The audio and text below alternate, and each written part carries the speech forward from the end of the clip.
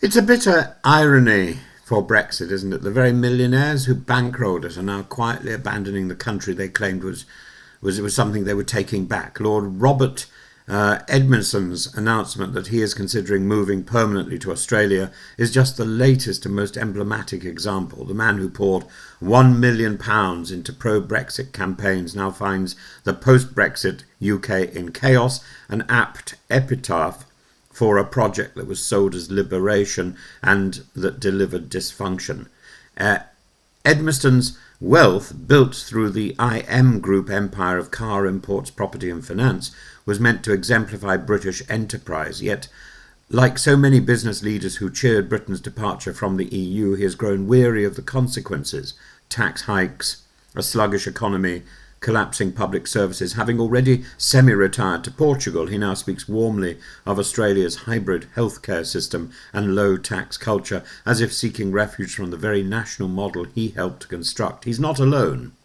Sir James Dyson, who loudly endorsed Brexit and urged Britons to believe in itself, relocated his company's headquarters to Singapore in 2019. Jim Radcliffe, the billionaire founder of Ineos and one of the UK's most enthusiastic Brexit supporters, became a Monaco tax resident the following year, reportedly saving billions in potential UK tax liabilities. Christopher Harben, a major Vote Leave donor, transferred much of his business empire to Thailand and began spending much of his time abroad. Jeremy Hosking, who gave more than 1.5 million to pro-Brexit causes, shifted investment funds to Jersey and overseas.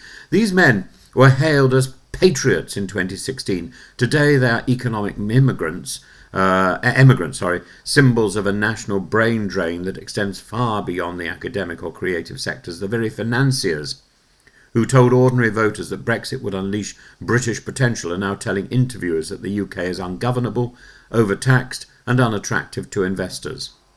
Edmiston's complaints about the NHS and the tax system reveal a deeper truth. Brexit's promise of sovereignty has left Britain's institutions weaker and its social contract more frayed.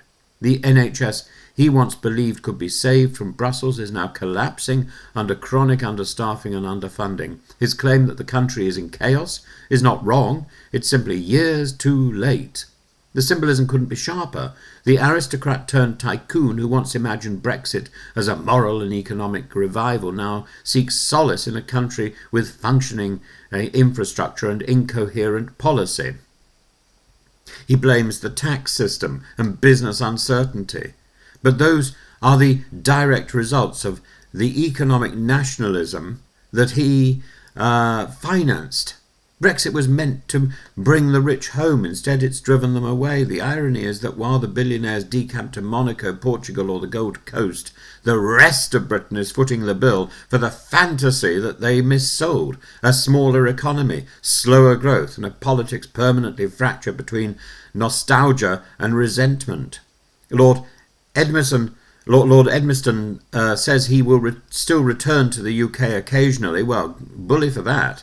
That perhaps is the perfect metaphor for the Brexit elite, happy to visit but not to live with the consequences. I just think of it, the list is so long. Sir James Dyson relocated to Singapore. Sir Jim Radcliffe, Ineos, moved to Monaco. Christopher Harben, based in Thailand. Jeremy Hosking moved investment funds to Jersey. Crispin Odey, until his scandal and expulsion from the financial sector, he'd already transferred much of his wealth abroad. Together, these people illustrate the pattern. Those who claimed Brexit would make Britain freer have personally chosen freedom from Britain. That tells you something, doesn't it?